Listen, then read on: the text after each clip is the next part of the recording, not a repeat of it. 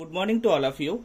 আজকের এই ভিডিওতে আমি তোমাদের সাথে আলোচনা করব যেটা আগের দিন পড়াচ্ছিলাম তোমাদের যে ফিজিক্যাল সায়েন্সের যে 5 নম্বর চ্যাপ্টার আলো সেটার মানে সেকেন্ড পার্ট। বেসিক্যালি কালকে টাইম কম থাকার জন্য আমি তোমাদেরকে শুধু প্রতিফলন অবধি পড়িয়েছিলাম। আজকে আমি তোমাদের হচ্ছে গলীয় মানে সমান্তরাল আলোকরশ্মি গুচ্ছের গলীয় দর্পণ থেকে প্রতিফলন এখান থেকে স্টার্ট করব। মানে প্রথমে আমি পড়াবো গলীয় দর্পণের মুখ্য প্রকাশ ও প্রকাশ দূরত্ব, এগুলো নিয়ে আলোচনা করব। এবারে যখন আমরা মানে প্রথমে এবারে আসি মেন টপিকে। যখন আমরা গলীয় দর্পণ নিয়ে আলোচনা করছি তখন গলীয় দর্পণ হচ্ছে টু টাইপস, ঠিক আছে। একটা হচ্ছে অবতল দর্পণ এবং আর একটা হচ্ছে উত্তল দর্পণ। তো যখন অবতল দর্পণ আর উত্তল দর্পণ দর্পণে আসছে তখন অবভিয়াসলি আমরা প্রথমে বলবো অবতল দর্পণের মুখ্য ফোকাস। এবারে অবতল দর্পণের মুখ্য ফোকাস, ঠিক আছে। অবতল দর্পণের মুখ্য ফোকাস। এর অবতল দর্পণ দেখতে কেমন হয়? অবতল দর্পণ দেখতে এইরকম হয়, ঠিক আছে।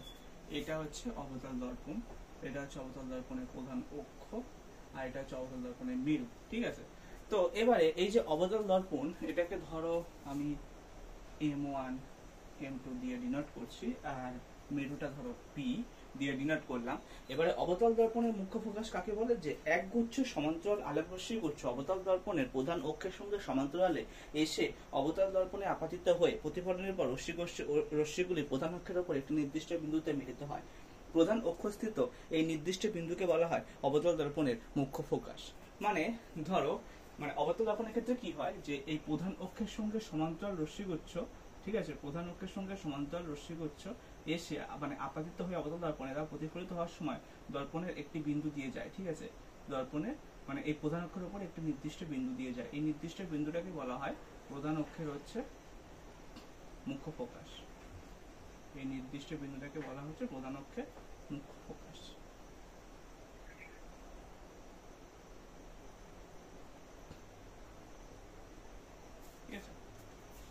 এই যে বিন্দু, এই বিন্দুটাকে আমি সি দিয়ে ডিনোট করছি। এই সি যে বিন্দুটা, এটাকে বলা হয় মুখ্য ফোকাস। তার মানে অবতল দর্পণের ক্ষেত্রে কি হয়? একগুচ্ছ সমান্তরাল আলোকরশ্মি গুচ্ছ অবতল দর্পণে প্রধান অক্ষের সঙ্গে সমান্তরালে এসে অবতল দর্পণে আপতিত হয়ে প্রতিফলনের পর রশ্মিগুলি প্রধান অক্ষের উপর একটি নির্দিষ্ট বিন্দুতে মিলিত হয়। প্রধান অক্ষস্থিত ওই নির্দিষ্ট বিন্দুকে বলা হয় অবতল দর্পণের মুখ্য ফোকাস। তার মানে কি? একগুচ্ছ সমান্তরাল আলোকরশ্মি অবতল দর্পণে প্রধান অক্ষের সঙ্গে সমান্তরালে আপাতিত হওয়ার পর দর্পণ থেকে প্রতিফলিত হওয়ার সময় প্রধান অক্ষের উপর অবস্থিত একটি নির্দিষ্ট বিন্দুতে মিলিত হয় বা বিন্দুর মধ্যে দিয়ে যায়, সেই নির্দিষ্ট বিন্দুকে বলা হয় ওই অবতল দর্পণের মুখ্য ফোকাস, ঠিক আছে। এবারে গেল অবতল দর্পণ। এবার আমরা আলোচনা করব উত্তল দর্পণ নিয়ে, ঠিক আছে। এবার আমরা আলোচনা করব উত্তল দর্পণ নিয়ে। তার মানে উত্তল দর্পণের ক্ষেত্রে কি? উত্তল দর্পণের ক্ষেত্রে হচ্ছে তোমার একগুচ্ছ সমান্তরাল আলোকরশ্মি গুচ্ছ উত্তল দর্পণের প্রধান অক্ষের সঙ্গে সমান্তরালে উত্তল দর্পণে আপতিত হলে প্রতিফলনের পর রশ্মিগুলো প্রধান অক্ষের উপর একটি নির্দিষ্ট বিন্দু থেকে অপসৃত হচ্ছে বলে মনে হয়। প্রধান অক্ষস্থিত এই নির্দিষ্ট বিন্দুকে বলা হয় উত্তল দর্পণের মুখ্য ফোকাস। এটা গেল অবতল দর্পণের মুখ্য ফোকাস। এবার আমরা আলোচনা করব উত্তল দর্পণের মুখ্য ফোকাস। উত্তল দর্পণ দেখতে কেমন হয়? উত্তল দর্পণ দেখতে এইরকম হয়। এটা হচ্ছে উত্তল দর্পণের প্রধান অক্ষ, এটা হচ্ছে উত্তল দর্পণের মেরু, এটাকে আমরা ডিনোট করছি সি পি দিয়ে। এটা হচ্ছে উত্তল দর্পণের মেরু, এটাকে আমরা ডিনোট করছি পি দিয়ে। উন্মেষটা হচ্ছে M1 to M2, আর এবারে হচ্ছে কি হয়, যখন সমান্তরাল রশ্মিগুচ্ছ অবতল দর্পণের সঙ্গে আসছে, এসে প্রতিফলিত হচ্ছে, ঠিক আছে। আচ্ছা,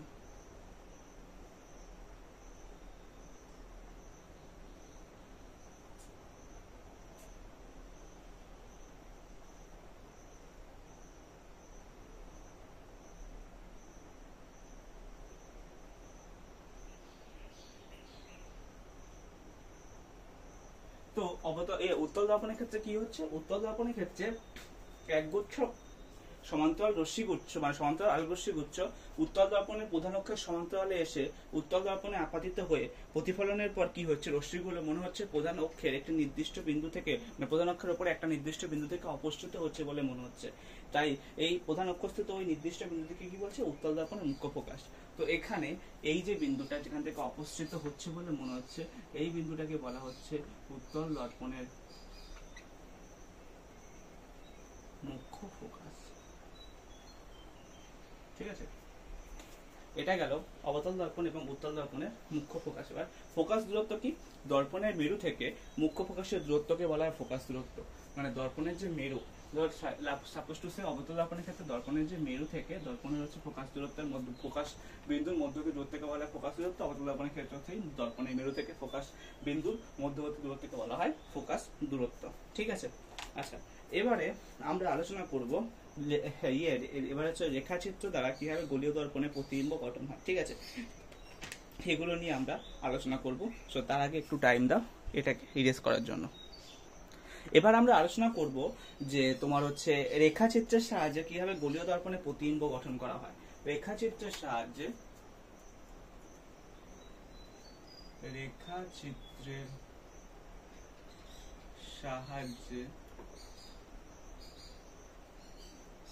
গোলীয় দর্পণে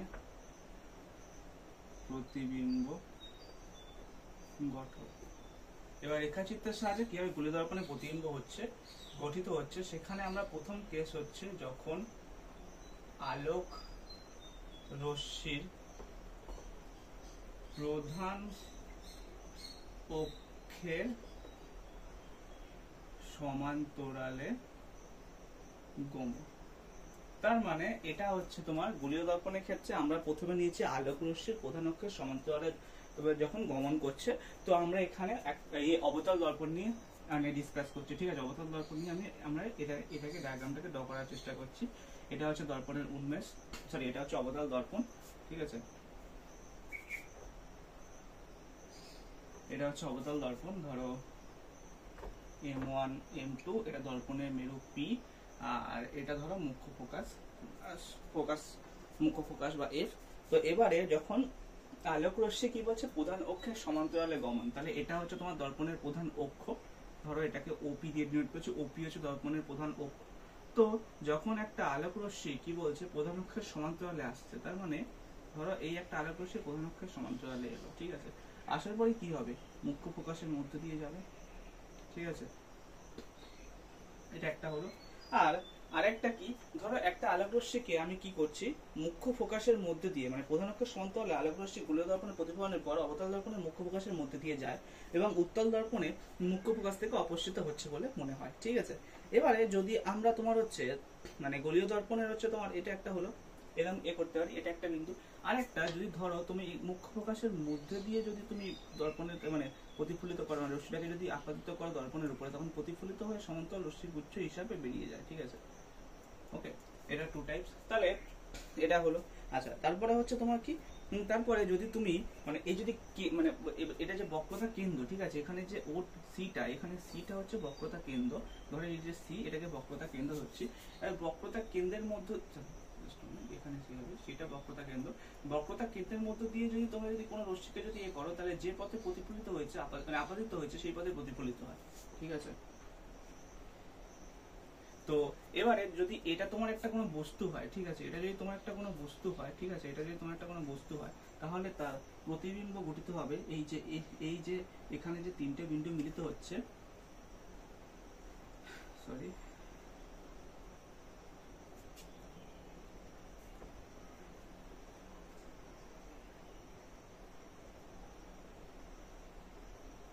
এই যে এখানে এখানে যে তিনটে বিন্দু মিলিত হচ্ছে এইখানটায় তোমার বস্তুর প্রতিবিম্ব করতে হবে, ঠিক আছে।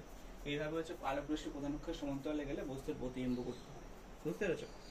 এবারে আলোক রশ্মি যদি মুখ্য প্রকাশের মধ্যে দিয়ে গমন করে, দেখো আলোক রশ্মি মুখ্য প্রকাশের মধ্যে দিয়ে অবতল দর্পণে আপাদিত হলে তোমার হচ্ছে বা উত্তল দর্পণের মুখ্য প্রকাশের অভিমুখী হলে প্রতিফলনের বা প্রধান অক্ষের সমান্তরালে যায়। এবারে আলোক রশ্মি বক্রতা কেন্দ্রের মধ্যে দিয়ে গমন, একটি আলোক রশ্মি যদি অবতল দর্পণে বক্রতা কেন্দ্রের মধ্যে দিয়ে অগ্রসর হয় তাহলে উত্তল দর্পণে ও বক্রতা কেন্দ্রের অভিমুখী হলে তা দর্পণের উপর লম্বভাবে আপাদিত এবং প্রতিফলিত হয়ে একই পথে ফিরে যায়, ঠিক আছে। ব্যাপারটা এটাই আর কি, বেসিক্যালি তোমার হচ্ছে একটা মানে গোলীয় আলোক রশ্মির প্রধান অক্ষ যদি সমান্তরালে গমন করে এবং সেভাবে গমন করে মানে যদি গমন করে তাহলে সেক্ষেত্রে তোমার মানে মেরুর মধ্যে ফোকাসের মধ্যে দিয়ে যাবে।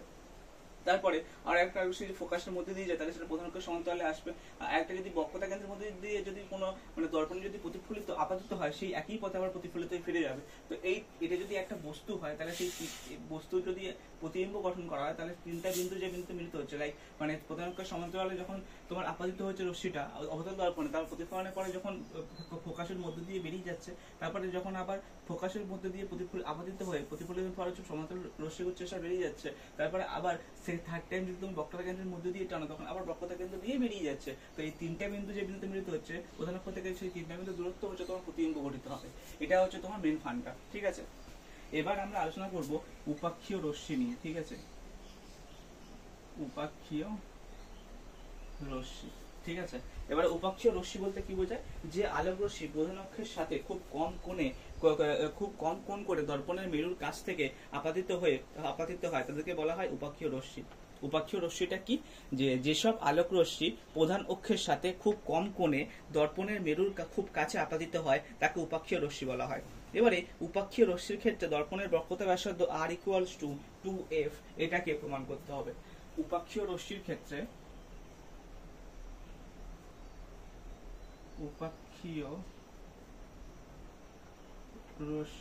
ক্ষেত্রে তোমার হচ্ছে দর্পণের বক্রতা ব্যাসার্ধ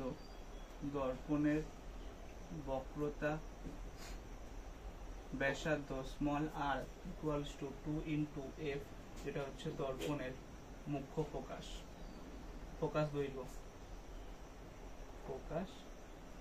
দৈর্ঘ্য। তো এটা নিয়ে আমরা আলোচনা করব। সো তার আগে একটু ইএস করার টাইম দাও।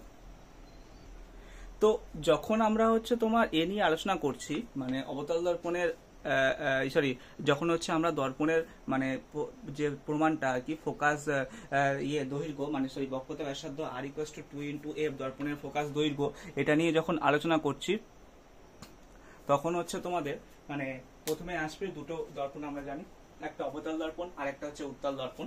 এবারে যখন অবতল দর্পণ নিয়ে আলোচনা করব তখন হচ্ছে তোমার অবতল দর্পণের ডায়াগ্রামটা প্রথমে ড্র করি, ঠিক আছে, জাস্ট 1 মিনিট। তো ওকে, এবার আমরা প্রমাণ করব যে দর্পণের বক্রতা ব্যাসার্ধ r = 2f এটা হচ্ছে অবতল দর্পণের ক্ষেত্রে। তো অবতল দর্পণের ক্ষেত্রে আমার হচ্ছে একটা ক্ষুদ্র উন্মেষ m1p m2 নিয়েছি, ঠিক আছে। এটা আমার হচ্ছে ক্ষুদ্র উন্মেষ, এখানে c হচ্ছে আমার বক্রতা কেন্দ্র, f হচ্ছে আমার ফোকাস এবং p হচ্ছে আমার মেরু, ঠিক আছে। এবারে তুমি যদি মানে এবারে কি হচ্ছে, এবারে একটা আলোক রশ্মি যেটা হচ্ছে তোমার RS আলোক রশ্মি দেখতে পাচ্ছ, এই যে RS আলোক রশ্মি এটা কি হচ্ছে দর্পণের প্রধান অক্ষের সমান্তরালে আপাতিত হচ্ছে অবতল দর্পণে। তারপর আপাতিত হওয়ার পরে প্রধান অক্ষের যে ফোকাসের মধ্যে দিয়ে তোমার হচ্ছে ST পথে বেরিয়ে যাচ্ছে ফোকাসের মধ্যে দিয়ে, ঠিক আছে। আর এখানে CS হচ্ছে তোমার দর্পণের বক্রতা ব্যাসার্ধ, ঠিক আছে। CS হচ্ছে তোমার দর্পণের বক্রতা ব্যাসার্ধ, কারণ C হচ্ছে দর্পণের বক্রতা কেন্দ্র। তো এবারে প্রতিফলনের সূত্র অনুযায়ী কি হয়, আপাতিত রশ্মি প্রতিফলিত রশ্মি এবং আপতন বিন্দু অঙ্কিত অবিলম্ব একই সমান্তরালে থাকে, এটা একটা সূত্র। আর একটা হচ্ছে আপতন কোণ এবং প্রতিফলন কোণের মান সমান হয়। তো যদি এটা আমার অবিলম্ব হয়, এটা যদি আমার আপাতিত রশ্মি হয়, এটা যদি আমার প্রতিফলিত রশ্মি হয়, তাহলে সেক্ষেত্রে তোমার হচ্ছে কোণ RSC = তোমার হচ্ছে কোণ TSC = থিটা, দুটো সমান হবে। এই RSC এবং TSC এই দুটোই আমার হচ্ছে সমান হবে, ঠিক আছে। তো এবারে RS আর হচ্ছে CP, ঠিক আছে। RS আর CP হচ্ছে পরস্পরের সমান্তরাল, RS আর CP, এই যে RS আর CP হচ্ছে পরস্পরের সমান্তরাল। আর তোমার সেখানে হচ্ছে তোমার CS, ঠিক আছে। RS এবং CP পরস্পরের সমান্তরাল এবং CS হচ্ছে ছেদক, তার মানে একান্তর কোণ হবে। তার মানে তোমার হচ্ছে RSC = SC CF equals to theta, পরস্পরের একান্তর কোণ। মানে অ্যাকচুয়ালি কন্ডিশনটা এরকম, যে দুটো সমান্তরাল রেখা হয় এবং একটা হচ্ছে ছেদক হয়, তাহলে সেক্ষেত্রে তোমার এই যে কোণের মান আর এই কোণ পরস্পর একান্তর কোণ হবে, ব্যাপারটা সেটাই। ঠিক আছে, এটা হলো। আচ্ছা, এবারে হচ্ছে তোমার মানে এবারে তোমার হচ্ছে কি হচ্ছে, যে কোণ TSC equals to SCF, that will B, অথবা FSC ইকুয়ালস টু FSC, মানে FSC TSC SCF টাকে FSC এ উল্টো করে নিতে পারো। তো এরা তোমার হচ্ছে কোণগুলো পরস্পর সমান, তার মানে এখানে যদি কোণগুলো পরস্পর সমান হয়, তার মানে CF ইকুয়ালস টু SF হবে, তার মানে CF ইকুয়ালস টু SF হবে। ঠিক আছে, কেন? কারণটা হচ্ছে তোমার এখানে হচ্ছে TSC, মানে এখানে হচ্ছে তোমার যে TSC এটাও থিটা, তারপরে তোমার হচ্ছে SCF এটাও থিটা, তার মানে দুটো কোণ পরস্পর সমান, তার মানে তোমার হচ্ছে এটা দুটো কোণ পরস্পর সমান হচ্ছে, তার মানে সেই ওয়াইজ তার অপোজিট যে বাহুগুলো সেগুলো পরস্পর সমান হবে, কোণের অপোজিট বাহুগুলো, তার মানে CF ইকুয়ালস টু SF হবে। CF ইকুয়ালস টু যদি SF হয়, তাহলে সেক্ষেত্রে আপাতীয় রশ্মিগুলি, এবার যদি আপাতীয় রশ্মিগুলি যদি উপাক্ষীয় রশ্মি হয়, তাহলে মানে এবারে ধরছি যে আপাতিত রশ্মিগুলো হচ্ছে উপাক্ষীয় রশ্মি, ধরি আপাতিত রশ্মি উপাক্ষীয় রশ্মি। ঠিক আছে, তাহলে সেক্ষেত্রে হচ্ছে তোমার কি হচ্ছে, সেক্ষেত্রে হচ্ছে FS যেটা, FS বা SF যেটা, সেটা হচ্ছে নিয়ার ইকুয়ালস টু কি হচ্ছে, FP হচ্ছে, মানে এই যে FS সেটা নিয়ার ইকুয়ালস টু FP হচ্ছে, FS নিয়ার ইকুয়ালস FP। ঠিক আছে, এটা হচ্ছে। তো এবারে যদি এটা হয়, তাহলে এবার FP equals to half of CP, FP equals to half of CP। এটা কি করে হচ্ছে, কারণ CF equals to SF, CF equals to SF, আবার SF ইকুয়ালস টু FP, তার মানে CF ইকুয়ালস টু তোমার হচ্ছে FP, তার মানে তোমার হচ্ছে FP equals to half of CP, তাই তো? FP equals to half of CP, এটা CF, তাহলে FP equals to half of CP, FP মানে হচ্ছে তোমার ফোকাস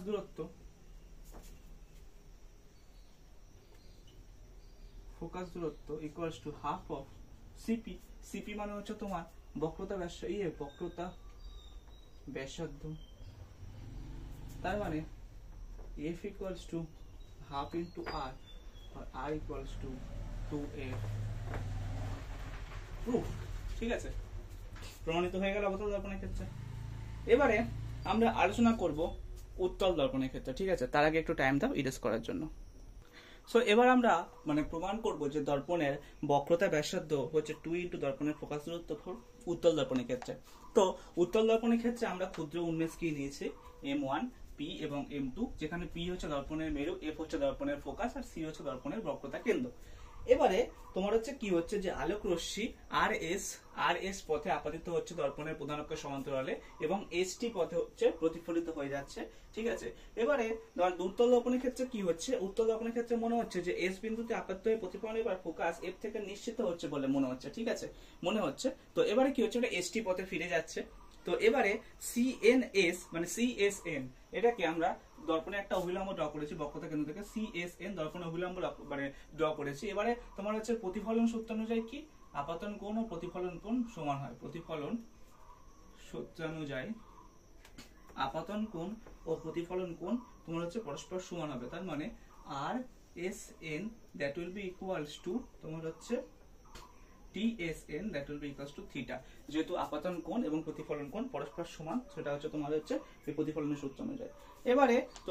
এবারে দেখতে পাবে যে FSC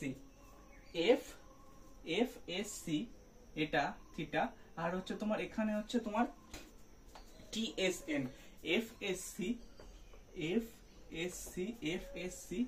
আর হচ্ছে তোমার TSN equals to theta, কারণ কি এরা পরস্পরের বিপ্রতীপ কোণ। সাপোজ এটা যদি A হয়, তাহলে সেক্ষেত্রে এই কোণ পরস্পরের বিপ্রতীপ কোণ। ঠিক আছে, এটাই হচ্ছে কনসেপ্ট। ওকে, এটা হচ্ছে বিপ্রতীপ কোণ, তাই জন্য এটা হচ্ছে সমান। এবারে এটা হলো, তারপরে এবার কি হচ্ছে, যে তোমার হচ্ছে RS আর হচ্ছে PC, RS আর হচ্ছে PC হচ্ছে পরস্পরের সমান্তরাল। ঠিক আছে, আর এস আর পিসি এটা হচ্ছে পরস্পরের সমান্তরাল, এবং তোমাদের হচ্ছে তোমার এস সি যেটা এস সি এস, এই এস আর সি হচ্ছে তোমাদের ছেদক, ঠিক আছে, এবং এস আর সি হচ্ছে ছেদক। বেসিক্যালি এটা হচ্ছে আর এস আর এটা হচ্ছে তোমার এফ সি সরি পিসি, এটা হচ্ছে পিসি আর এটা হচ্ছে আর এস আর এটা হচ্ছে তোমার এসসি হচ্ছে ছেদক। তার মানে এসসি হচ্ছে ছেদক, তার মানে হচ্ছে তোমাদের কি হবে যে এসসিএফ মানে এসসিএফ কোণ এসসিএফ মানে কোণ এসসিএফ এই কোণ আর এই কোণ এসসিএফ এবং হচ্ছে তোমার কোণ আরএসএন কোণ আরএসএন এরা হচ্ছে ইকুয়াল হবে কারণ অনুরূপ কোণ, ঠিক আছে, অনুরূপ কোণ, ঠিক আছে। তো এই দুটো ইকুয়াল। এবারে তোমার হচ্ছে কি হলো যে তার মানে হচ্ছে সুতরাং এখানে কি দেখতে পাচ্ছি, এইটার ক্ষেত্রে কি দেখছি যে এফএসসি কোণ এফএসসি ইকুয়ালস টু কোণ এসসিএফ ইকুয়ালস টু থিটা। যেহেতু এই কোণ আর এই কোণ পরস্পর সমান, তাহলে এদের অপোজিট যেগুলো তোমার হচ্ছে বাহু সেগুলো পরস্পরের সমান হবে। তার মানে এটা হচ্ছে তোমার এসসিএফ এর অপোজিট বাহু, তার মানে তোমার হচ্ছে কি হবে, তার মানে তোমার হচ্ছে সিএফ ইকুয়ালস টু হবে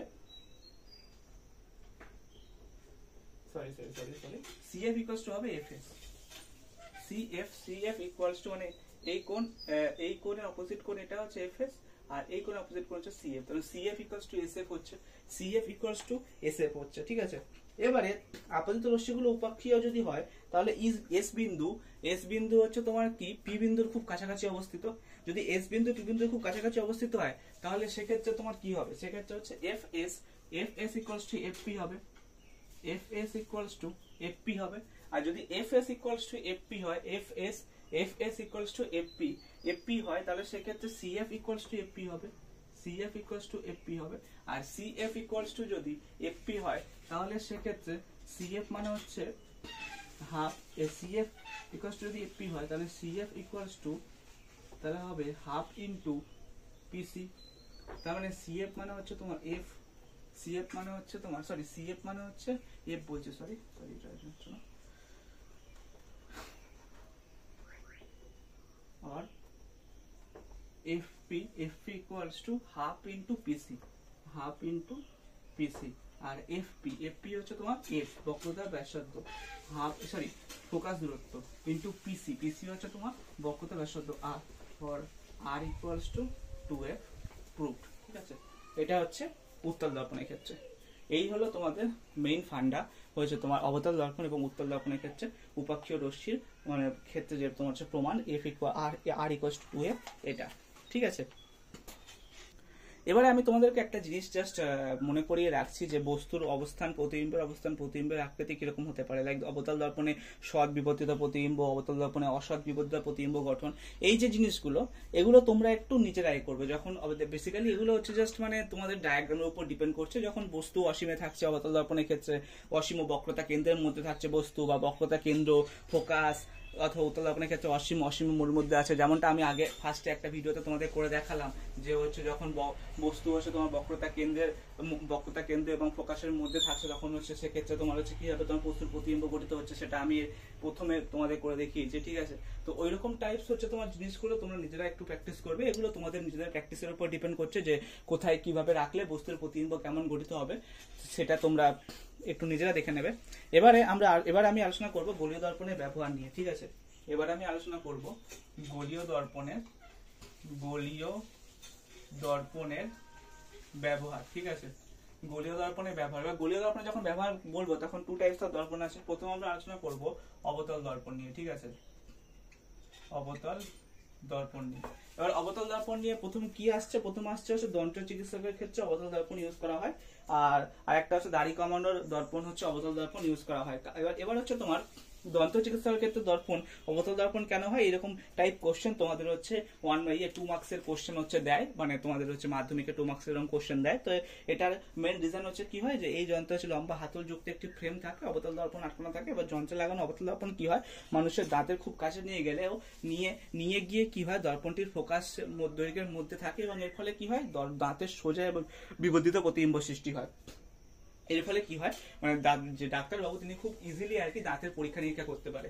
এটা মানে এটা ডিপেন্ড করছে তোমার হচ্ছে বস্তুর অবস্থান কোথায়, মানে ফোকাস এবং হচ্ছে তোমার দর্পণের বক্রতা আসতের মধ্যে নাকি, এবং প্রতিবিম্বটা কিভাবে গঠিত হচ্ছে সেটার উপর ডিপেন্ড করে, ঠিক আছে।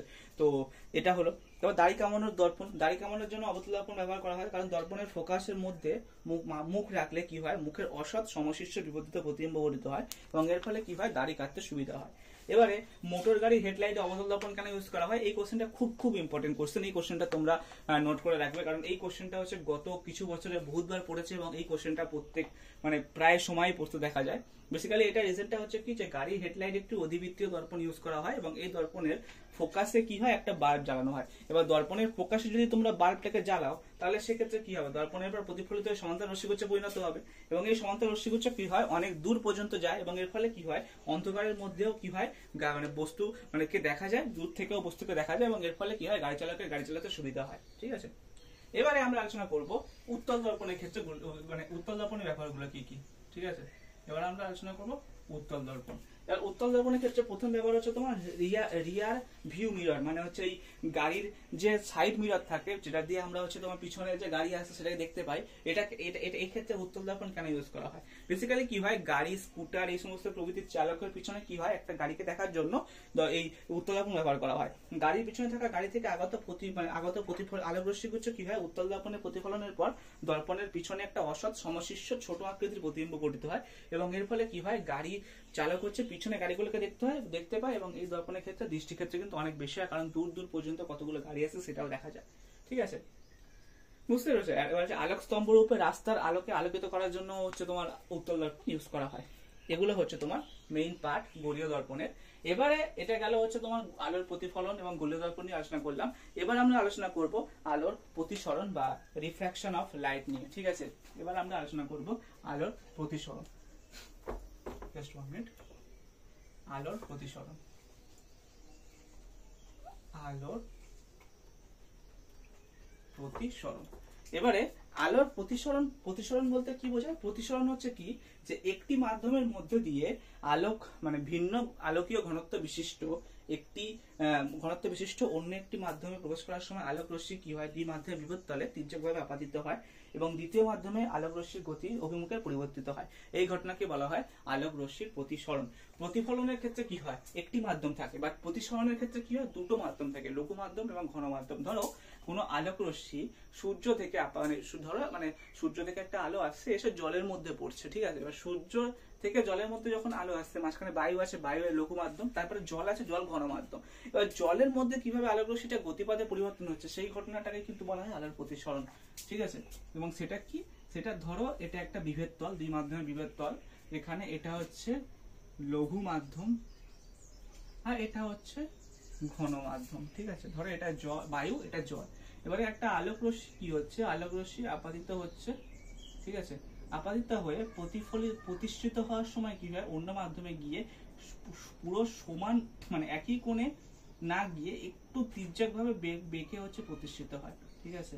এই তির্যকভাবে বেঁকে প্রতিষ্ঠিত হওয়ার ঘটনাটা, এটাকেই বলা হচ্ছে তোমার আলোর প্রতিসরণ আর কি, ঠিক আছে। কিভাবে আলোক রশ্মির সরণ ঘটছে, ঠিক আছে। এবারে প্রতিসরণের সূত্রগুলো কি কি, প্রতিসরণের দুটো সূত্র। প্রথম সূত্র হচ্ছে কি, আপাতিত রশ্মি, প্রতিষ্ঠিত রশ্মি এবং আপতন বিন্দুতে দুই মাধ্যমের বিভেদতলের উপর অঙ্কিত অভিলম্ব সর্বদা একই সমতলে থাকে। এই যে আপাতিত রশ্মি এবং প্রতিষ্ঠিত রশ্মি এবং আপতন বিন্দুতে অঙ্কিত অভিলম্ব সর্বদা একই সমতলে থাকে। আর সেকেন্ড সূত্রটা কি, সেকেন্ড সূত্র হচ্ছে নির্দিষ্ট দুটি মাধ্যমে এবং একটি নির্দিষ্ট বর্ণের আলোর ক্ষেত্রে আপতন কোণের সাইন ও প্রতিসরণ কোণের সাইনের অনুপাত সর্বদা ধ্রুবক হয়, ঠিক আছে। এই যে আপতন কোণের সাইন আই এবং প্রতিসরণ কোণের সাইন আর, এটার অনুপাত সর্বদা ধ্রুবক হয় আর কি। তার মানে হচ্ছে তোমার কি, যে এবারে তোমার হচ্ছে ধরো প্রতিসরণের ক্ষেত্রে, আগে সূত্রগুলো লিখে নি। প্রথম সূত্র কি, প্রথম সূত্র হচ্ছে আপাতিত রশ্মি প্রতিষ্ঠিত রশ্মি এবং আপাতন বিন্দুতে অঙ্কিত অভিলম্ব একই সমতলে থাকে। আর সেকেন্ডটা কি? সেকেন্ডটা হচ্ছে তোমার দুটি নির্দিষ্ট দুটি মাধ্যমে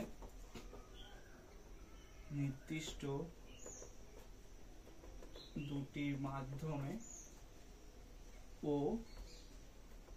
একটি নির্দিষ্ট বর্ণের আলোর ক্ষেত্রে আপাতন কোণের সাইন ও প্রতিসরণ কোণের সাইনের অনুপাত সর্বদা ধ্রুবক হয়। এই যে দ্বিতীয় সূত্রটা, এই সূত্রটাকে বলা হয় স্নেলের সূত্র। ঠিক আছে। এই যে কোশ্চেনটা, যে প্রতিসরণের দুটো সূত্র বিবৃত করো, এই কোশ্চেনটা কিন্তু প্রত্যেক বছরই দেয় 3 মার্কসের একটা কোশ্চেন। এবং এখানে প্রতিসরণের যে দ্বিতীয় সূত্র, এই প্রতিসরণের দ্বিতীয় সূত্রের ব্যাখ্যাটা তোমাদেরকে আলোচনা করতে হবে। এই যে আপাতন কোণ, ধরো এটা হচ্ছে তোমার এ, এটা ও, আর এটা হচ্ছে অভিলম্ব এন প্রাইম, আর এটা বি যদি হয়, তাহলে সেক্ষেত্রে কি হবে? আপাতন কোণ তোমার কি হবে? আপাতন কোণ হবে তোমার কোণ A O N, that is equals to I. আর প্রতিসরণ কোণ এন প্রাইম ও বি যেটা, বা বি ও এন প্রাইম যেটা, সেটা হচ্ছে তোমার প্রতিসরণ কোণ। এবারে এই যে আপাতন কোণ এবং প্রতিসরণ কোণের যে সাইনের অনুপাত সর্বদা ধ্রুবক, তার মানে sine I by sine R equals to mu, যেখানে মিউ হচ্ছে তোমার প্রতিসরাঙ্ক, প্রথম মাধ্যমের সাপেক্ষে দ্বিতীয় মাধ্যমের প্রতিসরাঙ্ক বা রিফ্র্যাক্টিভ ইন্ডেক্স বলা হয়। মিউ এর মান কি হয়? মাধ্যমদ্বয়ের প্রকৃতি, উষ্ণতা এবং আলোর বর্ণের উপরে নির্ভর করে। ঠিক আছে, এই গেল তোমার হচ্ছে প্রতিসরণের মেইন ফান্ডা। এবারে তোমার হচ্ছে প্রতিসরণের ক্ষেত্রে তোমার হচ্ছে কৌণিক বিচ্যুতি, আলোক রশ্মির কৌণিক বিচ্যুতি। ঠিক আছে, এটা নিয়ে আমরা আলোচনা করব। তো জাস্ট এখানে একটু এখানেই করে দিচ্ছি। প্রতিসরণের ক্ষেত্রে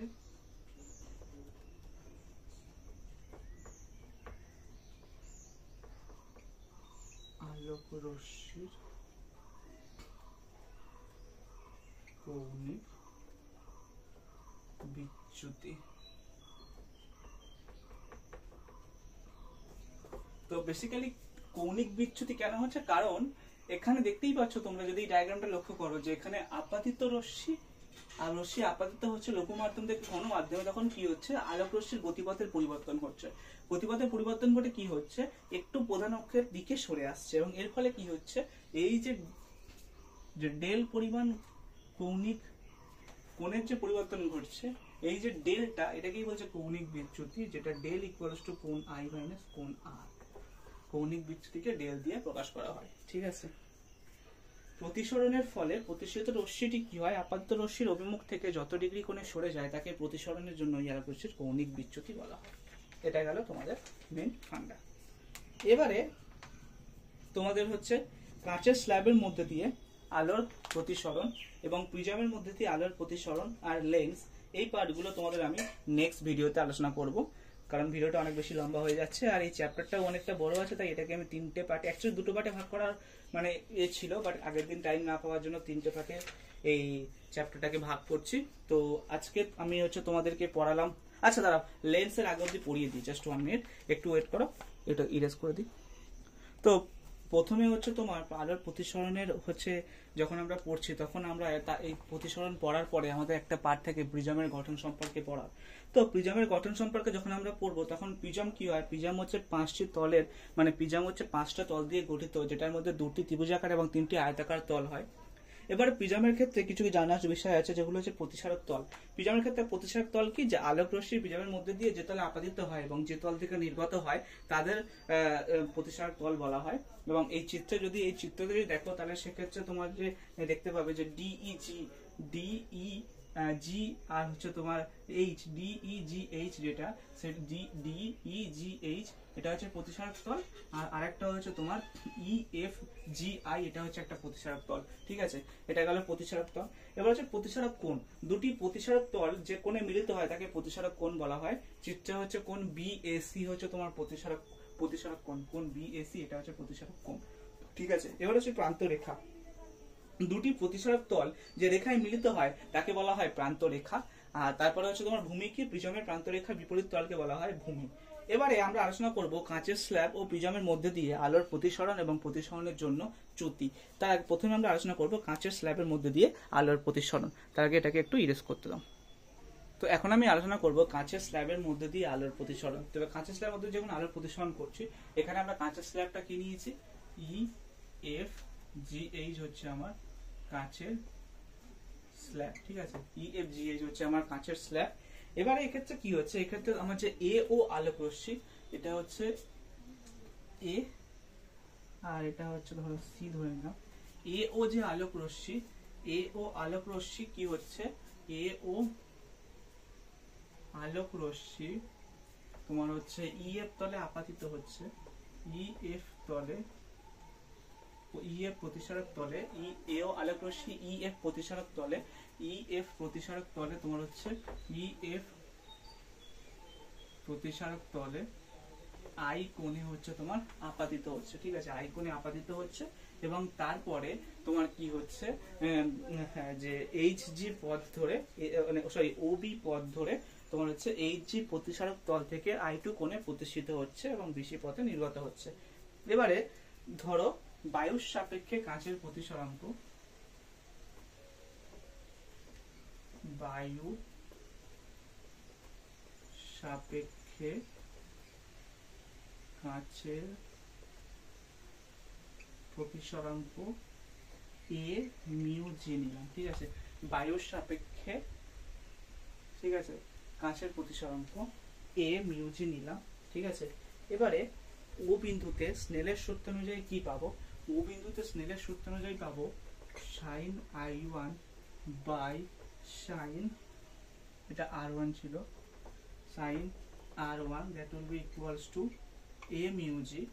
আর বি বিন্দুতে স্নেলের সূত্র অনুযায়ী কি পাবো, sin R2 বাই sin I2 equals to G mu A। ঠিক আছে, G mu A, এখানে জিটা কাঁচতে গ্লাসকে ডিনোট করছে আর এটা এয়ারকে ডিনোট করছে। তো এখন আমরা যদি দেখি, মানে এখন তোমরা যদি দেখি A mu G equals to 1 by G mu A। ঠিক আছে, A mu G equals to 1 by G mu A, তার মানে sin I1 by sin R1, sin I1 by sin R1 that will be equals to sin I2 by sin R2। ঠিক আছে, 1 by sin R2 by I2, that means sin I2 by sin R2। তার মানে এবারে যদি তোমার হচ্ছে EF আর হচ্ছে তোমার HG হচ্ছে পরস্পর সমান্তরাল, তার মানে EF আর H যদি পরস্পর সমান্তরাল হয় তাহলে সেই ক্ষেত্রে কোণ R1 equals to কোণ R2 হবে। এটা সমান্তরাল, এটা যদি ছেদক হয় তাহলে সেক্ষেত্রে এই কোণ আর এই কোণ হচ্ছে পরস্পরের তোমার হচ্ছে একান্তর কোণ হবে, তারা পরস্পর সমান্তরাল। তার মানে সাইন, তার মানে কি হবে, তার মানে হচ্ছে তোমার sin R1 that will be equals to sin R2 হবে। sin R1 equals to যদি sin R2 হয় তাহলে সেক্ষেত্রে এখান থেকে পাবো sin I1 equals to sin I2 or I1 equals to I2। ঠিক আছে, এটাই হচ্ছে তোমার মেন পথ। আর এবারে তোমার EF এবং HG পরস্পর সমান্তরাল এবং N ও N প্রাইম, যেটা N ও N প্রাইম প্রথম তলের ক্ষেত্রে, আর EF এর উপর লম্ব এবং N1B N1 প্রাইম HG এর উপর লম্ব হওয়ার ফলে I1 equals to I2 হওয়ায় AO আর BC পরস্পরের সমান্তরাল হচ্ছে। ঠিক আছে, আর এখানে CD যেটা, CD হচ্ছে তোমার পার্শ্ব সরণ। ওকে, এই যে ডিসটেন্সটা এটা হচ্ছে তোমার পার্শ্ব সরণ, পার্শ্ব সরণ। তো এটা গেল হচ্ছে কাঁচের স্ল্যাবের মধ্যে দিয়ে আলোর প্রতিসরণ। ঠিক আছে, এবার আমরা আলোচনা করব প্রিজমের মধ্যে দিয়ে আলোর প্রতিসরণ। তো এবার আমরা আলোচনা করব প্রিজমের মধ্যে দিয়ে আলোর প্রতিসরণ। তো প্রিজমের মধ্যে দিয়ে যখন আলোর প্রতিসরণ মানে আলোচনা করব, এখানে প্রথমে আমরা কি নিয়েছি যে এ বি সি, এটা হচ্ছে প্রিজমের ছেদ। ঠিক আছে, প্রধান ছেদ।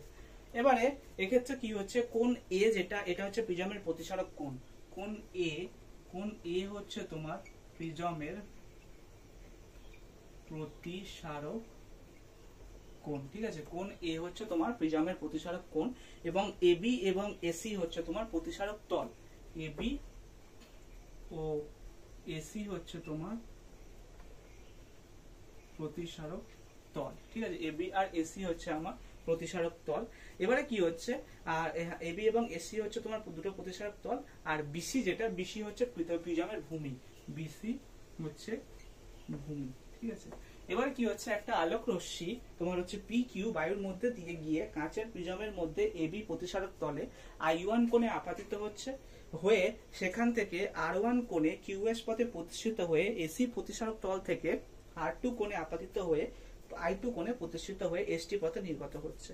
তাহলে এবার যদি আমরা ডায়াগ্রামটা দেখি, তাহলে সেক্ষেত্রে এন কিউ আর হচ্ছে তোমার ও, এন কিউ ও যেটা, এই যে এন কিউ ও, এটা এটা এটা দেখলাম, এটা হচ্ছে কি হচ্ছে এবি তলে।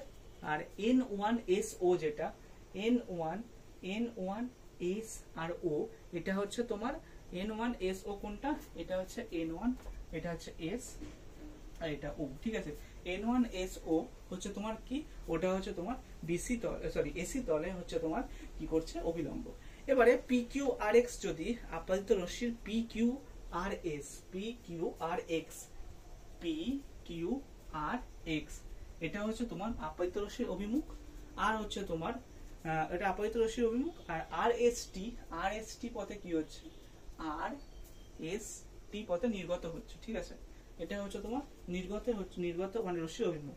এবারে প্রিজমের প্রতিসরণের ক্ষেত্রে কৌণিক আলোক চ্যুতি, এটা হচ্ছে এক্স ডেল, যেটা ডেল এক্স, সেটা হচ্ছে মানে ডেল এক্স, যেটা এটা কৌণিক আলোক চ্যুতি, সেটা কি হচ্ছে এক্স আর টি ডেল, এটা হচ্ছে ডেল। ঠিক আছে, এটা হচ্ছে ডেল। তো ডেল কি হচ্ছে এক্স আর টি ইকুয়ালস টু কি হবে, এক্স আর টি, এটা ডেল হচ্ছে, তার মানে তোমার হচ্ছে আর কিউ এস, আর কিউ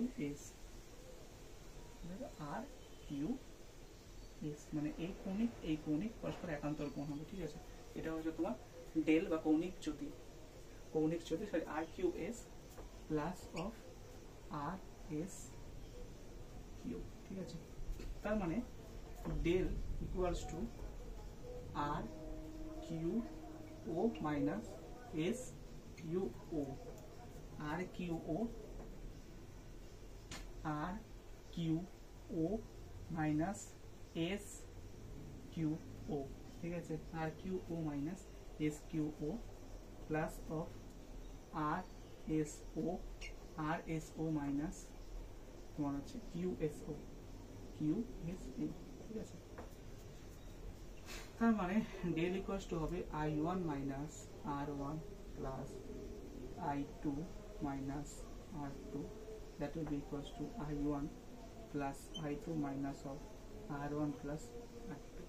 এবারে R1 plus R2 plus of এই যে কোণ O, যেটা কোণ O, that will be equals to হচ্ছে 180 ডিগ্রি। তার মানে R1 plus R2 যেটা, R1 plus R2 equals to 180 degree. আবার কি বলছে, এ কিউ ও এস যে চতুর্ভুজ, এর ক্ষেত্রে কি হচ্ছে তোমার হচ্ছে কোণ এ কিউ ও, এটা 90 ডিগ্রি, আর কোণ এ এস ও 90 ডিগ্রি। কোণ A Q O equals to কোণ A S O, that will be equals to 90 degree. তো এই দুটো যদি 90 ডিগ্রি হয়, তাহলে সেক্ষেত্রে বাকি দুটো মানে তোমার হচ্ছে কোণ এ আর কোণ ও এর যোগফল, কোণ এ প্লাস কোণ ও এর যোগফল হচ্ছে 180 ডিগ্রি হবে। 90 180, আর এই দুটোর যোগফল 180 ডিগ্রি হবে। তাহলে এই দুটোর যোগফল যদি তোমার হচ্ছে 180 ডিগ্রি হয় তাহলে সেক্ষেত্রে আর এটা একটা গেল। এবারে তুমি এটা R1, এখানে কোন এ আর কোন ও 180 ডিগ্রি পেয়েছো, তার মানে কোন ও ইকুয়ালস টু ধরো 180 ডিগ্রি মাইনাস কোন এ। এই যে কোন ও এর ভ্যালুটা তুমি এখানে বসাও, R1 plus R2 plus of 180 degree minus কোন এ ইকুয়ালস টু 180 ডিগ্রি। তো R1 plus R2 that will be equals two কোন এ, ঠিক আছে, R1 plus R2 that will be equals two কোন এ। এবারে তোমার হচ্ছে ডেলে আসো। ডেলে মানে হচ্ছে কৌণিক বিচ্যুতি। ডেলটা কি পেয়েছি, ডেলটা পেয়েছি এখানে I1 plus I2 minus of R1 plus R2 যেটা হচ্ছে কোণ এ। এটা হচ্ছে তোমার কৌণিক চ্যুতি বা চ্যুতি কোণ, যেটা আমরা পাচ্ছি প্রিজমের ক্ষেত্রে। তো আজকের ভিডিওটা এই অবধি। কালকে আমি তোমাদের সাথে আলোচনা করব লেন্স নিয়ে, ঠিক আছে। কালকে আমি তোমাদের সাথে আলোচনা করব লেন্স নিয়ে। লেন্সের ক্ষেত্রে হচ্ছে অবতল লেন্স, উত্তল লেন্স, এই সমস্ত লেন্সগুলো নিয়ে আমরা আলোচনা করব। লেন্সের ক্ষেত্রেও সেই দর্পণের মতো সেম জিনিস, কিভাবে হচ্ছে তোমার আলোর প্রতিসরণ হচ্ছে লেন্সের মধ্যে দিয়ে, প্রতিফলন এগুলো, তারপরে হচ্ছে তোমার লেন্সের মধ্যে কি প্রতিবিম্ব গঠিত হচ্ছে সেগুলো নিয়ে আলোচনা করব। তারপরে হচ্ছে তোমার ওটা গেল, তারপরে লেন্সের কৌণিক বিবর্ধন, রৈখিক বিবর্ধন, এগুলো নিয়ে আলোচনা করব। তারপরে হচ্ছে তোমার ওই যে চোখের যে গঠন, চোখের গঠনের ক্ষেত্রে যে রোগগুলো মানে হাইপারমেট্রোপিয়া, মায়োপিয়া, প্রেসবায়োপিয়া, এগুলো নিয়ে আলোচনা করব। তারপরে হচ্ছে আলোক বিচ্ছুরণ, দেন চ্যাপ্টার ইজ ফিনিশ, আলোক তরঙ্গ, দেন চ্যাপ্টার ইজ ফিনিশড। তো কালকে তোমাদের চ্যাপ্টার শেষ হয়ে যাবে। তো কাজেই ভিডিওটা অনেকটা লম্বা হয়ে গেছে, তো এখানে আমি শেষ করব। আর যে সমস্ত বন্ধুরা চ্যানেলে নতুন তাদেরকে অবশ্যই করে বলবো চ্যানেলটিকে প্লিজ সাবস্ক্রাইব করো। দেখো তোমাদের একটা সাবস্ক্রিপশন আমার অনেকটা মোটিভেশন দেবে। সো প্লিজ চ্যানেলটিকে সাবস্ক্রাইব করো, make sure that you have subscribe the channel and also watch the videos, all these things. If I have made any mistake, then please let me know, then I will clarify the doubt and also the mistake. So that's all about today. We will meet with each other in next video. So till then, bye bye, and also subscribe the channel.